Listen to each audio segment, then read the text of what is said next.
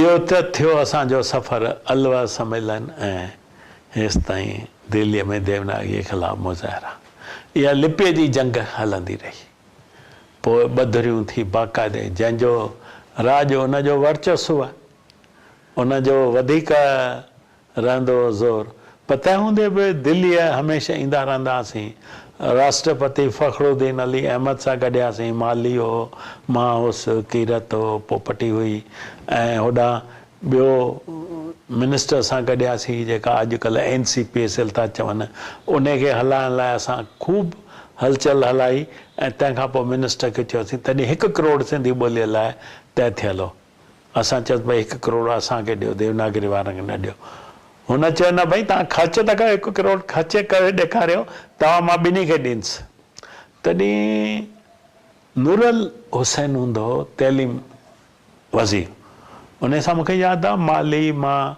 ऐं शायदि कीरत हो इहे टई गॾियासीं ऐं पोइ उन इहा ॻाल्हि चई त भई तव्हांखे असां इहे NCPSL नाले संस्था जेका आहे उहा त ॾियूं था ऐं पैसा 1 करोड़ आहिनि पाण में ठही ऐं कयो सरकार असांजो फ़ाइदो इहो वरितो त 2 लिपियूं आहिनि हिननि खे विरहायल रखणी सुठो आहे ऐं पॉलिटिशियन्स हुन में पंहिंजो कमु कयो हीअ जाति जेका आहे हेॾी एडवेंचरस हेॾी जेका आहे ठहिकी वई आहे सॼे हिंदुस्तान में हाणे फैलिजी वई आहे इहा हलचल पैसो जेकॾहिं हिननि खे मिली वियो ऐं हीअ असां हिननि खे पाण में वेड़हायल रखूं इहा हर सरकार जी हमेशह इहा नीति रहंदी आहे हीअ जेके बि सरकारी इदारा हिननि पैदा कया आहिनि हाणे उन्हनि में उन्हनि जा पंहिंजा माण्हू हूंदा आहिनि जंहिं सरकार जो राज जंहिं पार्टीअ जो राज उहे पंहिंजा माण्हू खणी ईंदा आहिनि उहे पैसनि जी विरासत कंदा आहिनि उहे हलचल हलाईंदा आहिनि जंहिं नमूने उन्हनि खे वणंदी आहे उहे कंदा आहिनि त सिंधी ॿोलीअ जी हलचल जेका आहे सा जॾहिं सरकार जे हथनि में अची वई त सभा जे हथनि मां उहा छॾाइजंदी वई छाकाणि त सरकार सेकेंड AC जा भाड़ा ॾिए हवाई जहाज़नि जा भाड़ा ॾिए 4-4, 5-5 हज़ार पेपर लिखणी ॾिए सभा वीचारी पंहिंजे ख़र्च ते असीं वेंदा हुआसीं बेंगलोर ताईं 30 रुपया ख़र्चे कलकत्ते वेंदा हुआसीं या 70.5 रुपया ख़र्चे दिल्लीअ वेंदा हुआसीं से बि ॾुखिया पघार 60 रुपया हुजे हुन मां 30 रुपया कलकत्ते जो भाड़ो ॾे माना अधु घरु बुखियो त इहे कम पंहिंजे पैसे मां कंदा हुआसीं ऐं उन में जेको मज़ो ईंदो हाणे सरकार जे हथ में सभु ॻाल्हियूं अची वियूं आहिनि सरकार जे हथ में उहे कम था थियनि जंहिंमें सरकार चाहे थी ऐं सरकारी जेके हुननि जा मां त अखर सिंधीअ में मूंखे सुझे कोन थो पर जेके दलाल चइजनि खणी त उहे माण्हू जेके आहिनि से उन्हनि खे कमिटमेंट कोन्हे का अचनि था किन खे आहे पर अचनि था सरकार उन्हनि खे आणे थी उन्हनि खे पैसा मिलनि था जीअं ई उन्हनि जो मुदो पूरो थियो बजट ख़तमु करे वरी 5 साल खां पोइ नज़र ई कोन ईंदा आहिनि त उहो कांव कहिड़ी अखाड़ीअ हेठां वञी लिको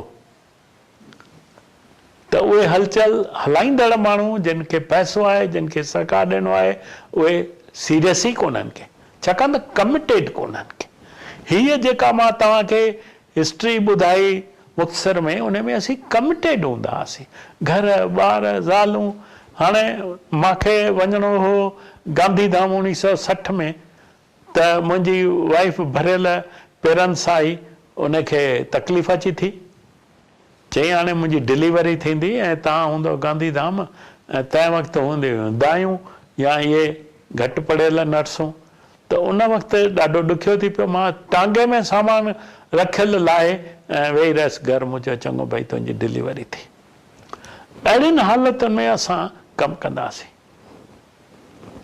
पर हाणे उहो आहे ई कोन टैक्सी जेसीं न मिले जेसीं को कार न मिले जेसीं को सेकेंड AC या हवाई जहाज़ जो भाड़ो न मिले तेसीं वेंदा ई कोन ईंदा ई कोन ऐं सरकार खे पंहिंजी बजट पूरी करणी आहे पूरी छा लुटाइणी आहे भई छाकाणि त उहे पैसा ख़र्चु करणा आहिनि ऐं जेतिरा ख़र्चु कंदासीं ओतिरा मिलंदा जे घटि कंदासीं त घटि मिलंदा इन करे उहे ख़र्चु कंदा आहिनि पोइ ख़र्चु हिकु मुशाइरे लाइ 5-5 हज़ार शाइर खे ॾींदा मूंखे उन में ख़ुशी आहे त उहे पैसा लेखकनि कलाकारनि खे ॾियनि था पर उनजे पुठियां ॿिए जेके ख़र्च थींदा आहिनि उहे उन्हनि खां हिसाबु केरु वठंदो कोन्हे हुननि जी कॉमेडी, हुननि जा माण्हू, हिकिड़ो नए में नओं लेखक सेकंड हवाई जहाज़ में अचे ऐं पुराण में पुराणो लेखक 80 साल जो हुयो वीचारो रेल में सेकंड क्लास में अचे। मिसाल घणेई तव्हांखे मिलंदा, अॼु बि मिलंदा। हालति इहा आहे त ईअं हलचल कीअं हलंदी?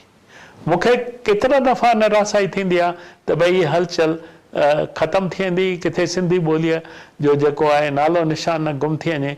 पर वरी बि असां वटि के अहिड़ा कमिटेड माण्हू आहिनि, अहिड़ा दोस्त आहिनि, नए टहीअ जा बि आहिनि, जेके सिंधी कला ज़रिए, सिंधी कल्चर ज़रिए सिंधी ॿोलीअ खे क़ाइमु रखी वेठा आहिनि। ऐं इहा उमेदु आहे त सिंधी हुअण जो जेको फ़ख़ुरु आहे, गर्व आहे, सो अॼु आहे असांजे माण्हुनि में।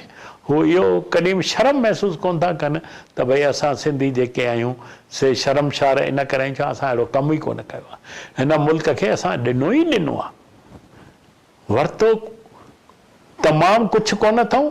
हाईएस्ट इनकम टैक्स पेयर असांजो कंहिं साल में सिंधी हो सॼे इंडिया में।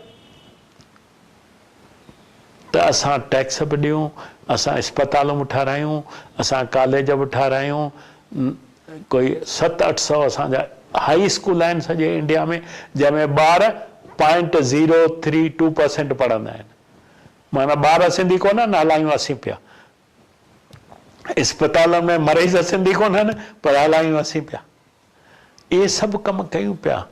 त इहो अहसासु जेको आहे असांखे आहे ऐं उन ते फ़ख़ुरु आहे त असां हुन मुल्क खे ॾियूं पिया। अॼु सिंध वारा रोअंदा आहिनि, चवंदा आहिनि तव्हां हुजो हा त हिते जसलोक ठहिया, तव्हां हुजो हा त हिते हिंदू जा अस्पताल सिंध में ठहिया न, पंहिंजे मुल्क में ठारायो आहे न। हाणे बॉम्बे में ठही आहे त असांखे भॼणो थो पए, सिंध मां बॉम्बे अचिणो थो पए। या तव्हां जेके हेॾा मंदर, हेॾा कॉलेज, हेॾियूं इंस्टीट्यूट ठाहियूं आहिनि, छाकाणि त हिंदू वापारी हूंदा, उहे ॿाहिरि वञी कमाईंदा, ज़मीनदार बि घणे भाङे उहे हूंदा, त पैसो उहे ख़र्चु कंदा। त इहो सॼी तरक़ी जेका आहे सो मूंखे पाकिस्तान जे दोस्तनि चयो सिंध जे, त सिंध जेका आहे हांगकांग हुजे हा, जेकॾहिं तव्हां हिते हुजो हा त दुबई हुजे हा, तव्हां हलिया वियो। हाणे उहो जीअं मूं तव्हांखे ॿुधायो त असां सिंधी ॿोलीअ लाइ हलचल हलाई, तस्लीम 1960 खां वठी जॾहिं विधान ठहियो, गांधीधाम सम्मेलन खां पोइ असां अलवर सम्मेलन ताईं हलचल हलाई। तंहिंखां पोइ बि सिंधी ॿोलीअ जी हलचल हलंदी रही ऐं उनजो नतीजो इहो निकितो त 10 अप्रैल 1967 में सिंधी ॿोलीअ खे भारत जे संविधान में तस्लीम कयो वियो। ऐं सिंधी ॿोलीअ खे उहे सभु हक़ ॾिना विया जेके भारत जे ॿियनि तस्लीम थियल ॿोलियुनि खे आहिनि। हिंदीअ खे जेके हक़ आहिनि, गुजराती खे जेके हक़ आहिनि, मराठी खे जेके हक़ आहिनि, ॿिए बि जेके भारतीय भाषाऊं तस्लीम थियल आहिनि, उहे सभु हक़ सिंधी ॿोलीअ खे आहिनि। हाणे इहो आहे त असां हक़ त मिलिया, पर हाणे उन्हनि खे माणियूं। त उन लाइ सभा जो कमु जेको आहे सो मटिजी वियो। उहो इहो थियो त हाणे सिंधी ॿोलीअ खे जीअरो कीअं रखूं। 10 अप्रैल 1970 में सिंधी ॿोली जॾहिं तस्लीम थी वई त सभा जो जेको मुख्य कमु हो सिंधी ॿोलीअ खे तस्लीम कराइणु, ॿियनि बि साथ ॾिनो, पर जेका हलचल हुई, जेके सयूं कठ करणु, आम जी जेका सुजाॻे आणणु, महसूसु कराइणु, इहो कमु सभा कयो ऐं सिंधी ॿोली तस्लीम थी। तस्लीम खां पोइ हाणे सिंधी ॿोलीअ खे वरी बचाइण जो कमु थी वियो। हक़ त मिलिया, पर उन हक़नि खे माणिजे कीअं? उन्हनि खे सिंधी ॿोलीअ खे बचाइण लाइ वरी अलॻि योजना ठही वई ऐं मां उन विच में ॿाहिरि हलियो वियोसि क़रीब 10 सालनि लाइ। पोइ जॾहिं 1997 में मूंखे वरी अखिल भारत सिंधी ॿोली साहित्य सभा जो प्रधान चूंडियो ऐं तॾहिं खां वठी अॼु ॾींहं ताईं चूंडींदा रहंदा आहिनि। हर 3 साल सभा जे विधान मूजिबि जेका चूंड थींदी रहंदी आहे त मूंखे यकराए चूंडींदा रहंदा आहिनि। हाणे मूं सभा जा उहे कम चालू कया जेके सिंधी ॿोलीअ खे बचाइनि, वधाइनि ऐं जेको आहे आम ताईं पहुचाइनि। मूंखे इहा ॻाल्हि लॻी त सिंधी ॿोलीअ खे सिंधी संस्कृत जे ज़रिए, सिंधी कल्चरल प्रोग्राम ज़रिए, राग ज़रिए, नाटक ज़रिए, संगीत ज़रिए ऐं लेखक सेमिनार ज़रिए असीं क़ाइमु रखी सघूं था, बचाए सघूं था, आम ताईं पहुचाए सघूं था। त सभा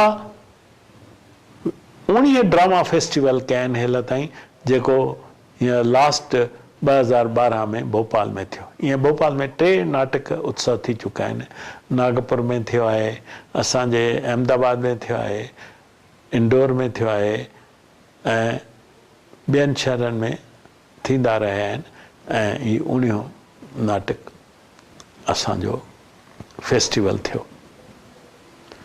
तंहिंखां पोइ राग सिंधी संगीत उत्सव, माना हिंदुस्तान में नवां नवां रागींदड़ अचनि, उन्हनि खे प्लेटफॉर्म मुयसरु करे ॾियण। असां 3 कैटेगरियूं ठाहियूं, ABC। C में बिल्कुलु नवां, B में विचोला ऐं C में टॉप क्लास। A में टॉप क्लास, B में विचोला ऐं C में नवां। त A में जेके टॉप क्लास असांजा आहिनि, छाकाणि उन्हनि जे ज़रिए नवनि खे प्रेरणा थी मिले त भई उहे अॼु उते पहुता आहिनि, उहे अॻु में ई पंहिंजे लेखे एस्टाब्लिश्ड आहिनि, पर सभा नवनि खे प्लेटफॉर्म मुयसरु करण लाइ कलाकारनि खे इंट्रोड्यूस कयो। जीअं भई हिकिड़ो सुठो A क्लास आर्टिस्ट हुजे प्रोग्राम में, ॿियो B हुजे, टियों C हुजे। अहिड़ी तरह सां असां 2 ॾींहंनि लाइ या 3 ॾींहंनि लाइ ऑल इंडिया म्यूज़िक फेस्टिवल कयो आहे, ड्रामा फेस्टिवल कया आहिनि, डांस फेस्टिवल कया आहिनि। ऐं ऑल इंडिया लेवल ते जेके अवार्ड्स आहिनि, ये अकेडमियूं, साहित्य अकेडमी या NCPSL वग़ैरह, इहे सिर्फ़ु साहित्य में ॾींदा आहिनि। पर असांजी सभा जेका आहे सा हर खेत्र में, नाटक में अवार्ड ॾींदी आहे, सिंध जे 2 अदीबनि खे, हिकु अदीब खे हिकु सिंगर खे ॾींदा आहियूं। इहा हिकिड़ी नई असां पुल ठाही आहे त हिंद ऐं सिंध जे विच में असांजा नाता क़ाइमु रहनि। ॿोली हुननि जी, असांजी साॻी आहे, मुल्क सिंध असांजो मुंहं जो दड़ो उते ई आहे। त अहिड़ी तरह सां असांजी पाण में हिकिड़ी पुल हुजे, पुल खे रखण लाइ, क़ाइमु रखण लाइ असां 2 इनाम सिंध जे अदीबनि ऐं कलाकारनि खे ॾींदा आहियूं। नाटक में ॾींदा आहियूं, तइलीम में ॾींदा आहियूं, सिंधी ॿोलीअ जो बचाव लाइ जिन कोशिशूं वरिता आहिनि उन्हनि खे ॾींदा आहियूं। अहिड़ी तरह सां सभा जेका आहे सा 10 इनाम ॾींदी आहे हर साल, जेके क़रीब 3 लखनि रुपयनि जा हूंदा आहिनि, जेके असांजा सिंधी भाउर दानदाता जेके आहिनि से पैसा ॾींदा आहिनि। ऐं हिकिड़ो 50,000 जो AJ उत्तम अवार्ड बि इंट्रोड्यूस कयो अथऊं, जेको हाईएस्ट अवार्ड असांजो आहे। लाइफ टाइम अदबी शेवाउनि लाइ असां इहो इनाम ॾींदा आहियूं। त सभा जा इहे कम आहिनि ऐं कंदा रहंदा आहियूं ऐं कंदा रहंदासीं। अहिड़ो विश्वास आहे त सिंधी ॿोली असांजी क़ाइमु रहंदी ऐं असांजा जेको नवां जनरेशन जा नौजवान या ॿार, उहे असां सां जुड़ंदा रहंदा आहिनि। इन्हनि प्रोग्राम ज़रिए असां सां जुड़ंदा रहंदा आहिनि, चाहे असांजो संगीत प्रोग्राम हुजे, चाहे नाटक हुजे, चाहे नृत्य हुजे। त हिन वक़्तु सभा जा इहे कम आहिनि त संगीत ज़रिए, नाटक ज़रिए, साहित्यिक सेमिनार ज़रिए, इनामनि ज़रिए असीं सिंधी ॿोलीअ जे हलचल खे क़ाइमु रखूं, वधाईंदा हलूं ऐं नौजवाननि में इन्हनि ज़रिए सुजाॻी आणियूं। हू नाटक ज़रिए, राग ज़रिए, नृत्य ज़रिए सिंधी ॿोलीअ सां ॻंढिजनि ऐं सिंधी ॿोलीअ में चाह पैदा करे उनखे बचाइण लाइ, वधाइण लाइ पंहिंजो योगदान ॾियनि। ऐं मूंखे विश्वास आहे त असांजा नौजवान सिंधी ॿोलीअ खे अॻियां वठी हलंदा, वधाईंदा, क़ाइमु रखंदा।